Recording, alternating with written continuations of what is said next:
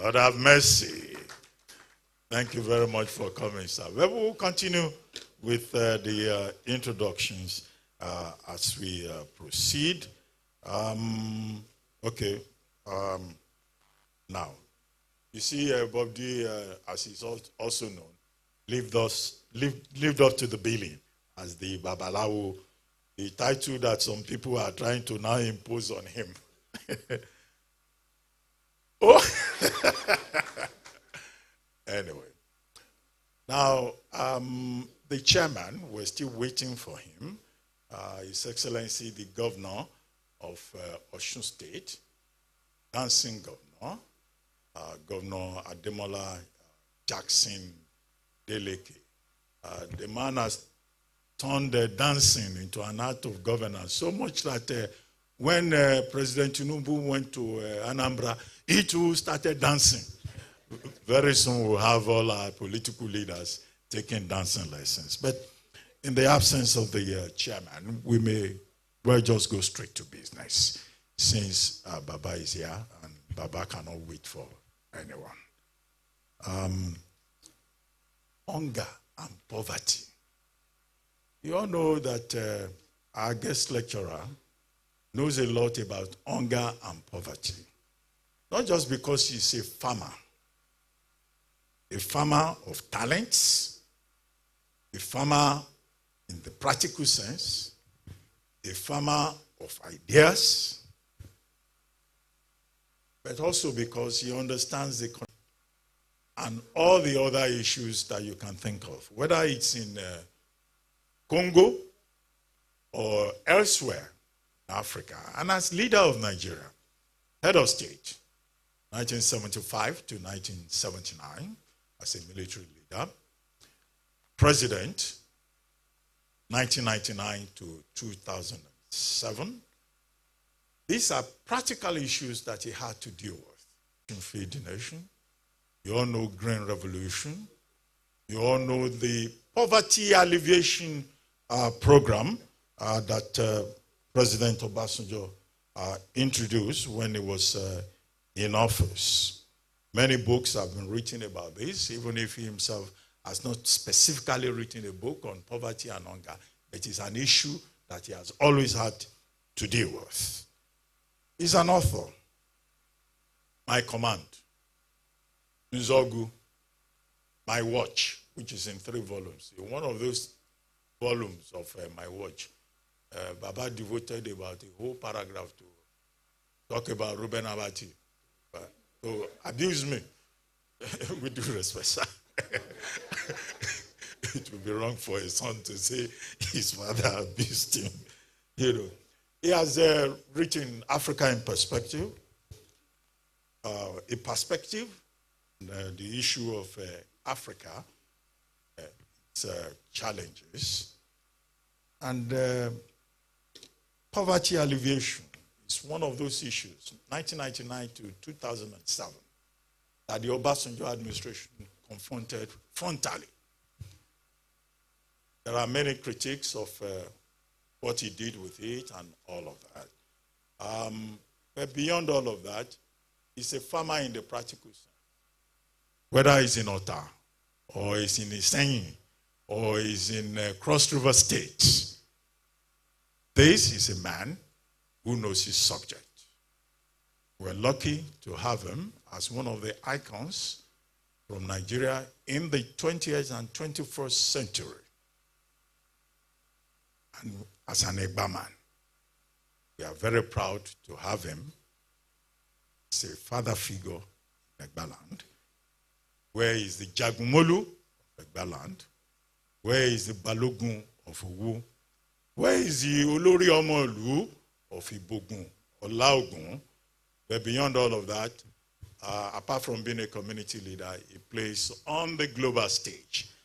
And even at 88, 89, he has remained very relevant. Don't be surprised if Baba came here from Rwanda, and when he leaves here now, you will say he's on his way to Morocco. Or Addis Ababa. Okay, some people. Okay, that's Iyadura Esther Ajayi. You know Baba very well. But today, We're very privileged to have him in our midst. It's about hunger. In Africa, over 200 million people are hungry. Half of the children in Africa are malnourished, undernourished. And poverty and hunger remain very critical issues. Distinguished ladies and gentlemen, now before I invite Baba to the podium, I would like all of us, out of respect, to start by standing up and giving him a round of applause. Distinguished ladies and gentlemen,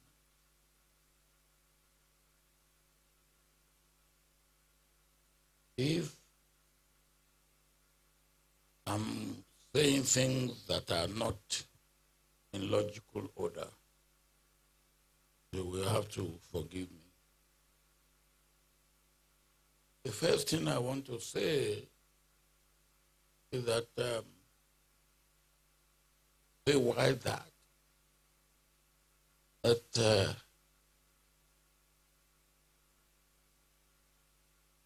in Yoruba land, money yeni yeni, you praise whoever deserves to be praised, so that you encourage him or her to continue to do more. I must confess, when I came here this morning, I was really surprised at the amount of improvement that has been done here to this institution. So I want to thank and commend all those that have contributed to making this place a changed place that we have it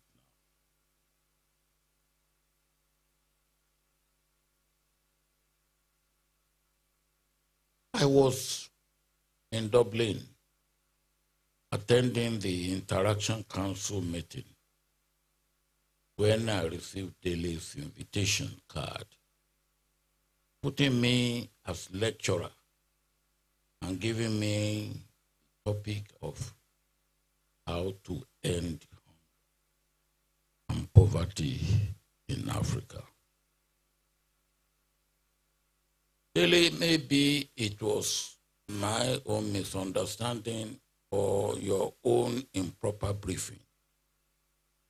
When you came, you invited me, and I agreed.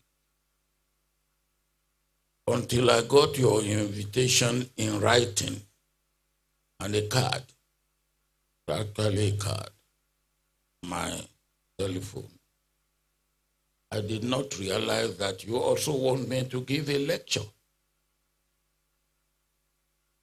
So when I got that invitation and I saw lecture, I thought, what should I do? Was Dele pulling a fast one on me? My first reaction was to call you and tell you, Dele, I've received your invitation, but when you came to see me, it was not an invitation, or is it me that hadn't got it right? Then, while I was still debating in my mind what exactly to do, I looked at the card again, and I saw that my brother, former President Goodluck Jonathan, was supposed to be special guest of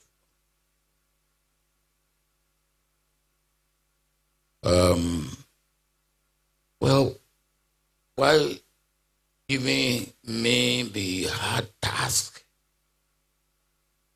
and giving President Jonathan the soft, pleasurable task, I didn't know why. But looking at the card, I saw that Ruben Abati was going to be host. I mean, what did you call him on the card? You call him host. So I said, wow, why should I have to give the lecture when Ruben Abati, who is in the media and whose job is to talk, is not given the task of giving the lecture? So I smell rat. I said to myself, maybe Ruben Abati, and knowing Ruben as well as I do know him, it could be part of the conspiracy that I should take on this.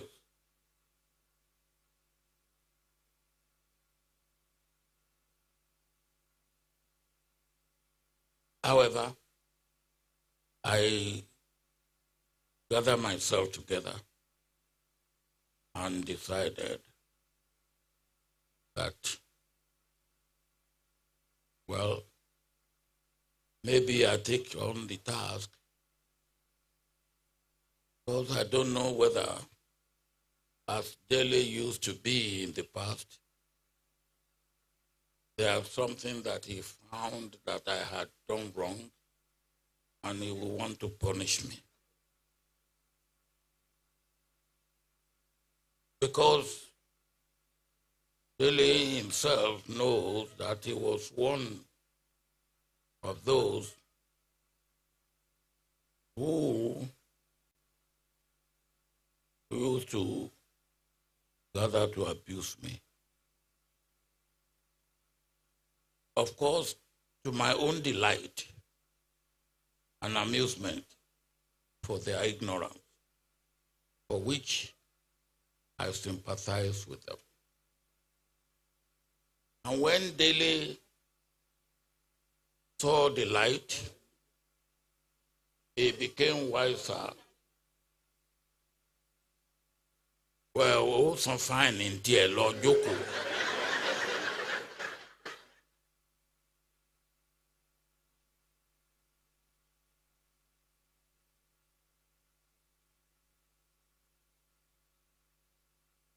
Governor Cabo, ìjọ mẹ́ta ló fi ju Délé lọ.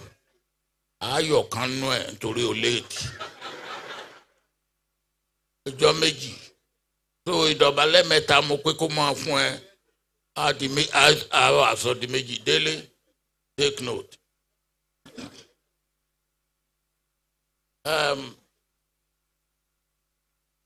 Délé, I was talking about you when you went to meet your senior brother. Maybe no.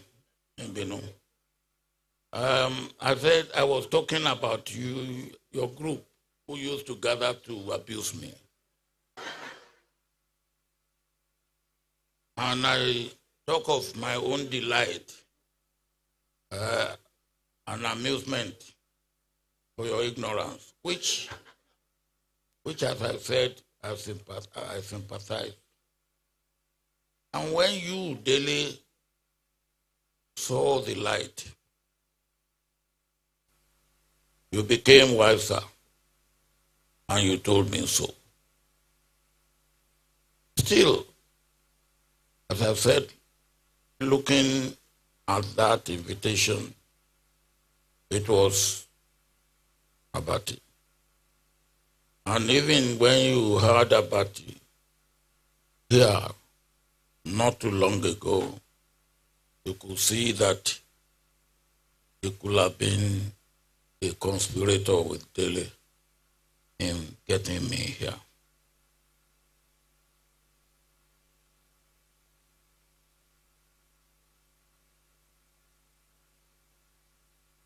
When I took a look at the topic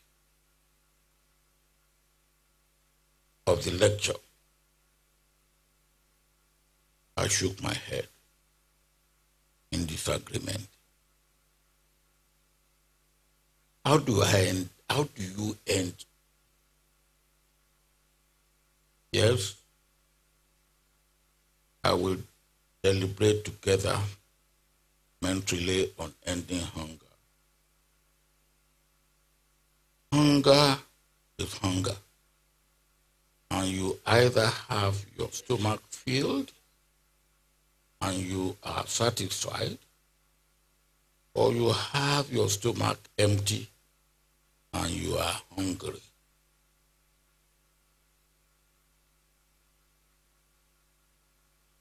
Well, about it, yeah, they refer to what you may call my CV, the man who knows something about hunger and poverty. And he was right. I was born and bred in a village. And Yoruba man sọ wípé atapata de, which is a man who actually had difficulty in his upbringing. And I used to say, in my own case, I am atere fonde because ẹni tó rà pàtà láti dìmú is still better than the one who come out of Orofo. So my background, my upbringing was in a village where there isn't much to talk about. But we were poor in the village, but we were not hungry. That very important. As at that time, we were poor in the village, but because almost everybody was a farmer, and the first thing you do as a farmer is to provide for your family. We were poor, but we were not hungry. You would say today the type of food we ate, you will say it's an unbalanced diet. But balance up or no balance up, we had food. We filled our stomach. And our case is like the case of the Sierra woman who was a devoted churchgoer. She was a poor woman. Her dress was always very well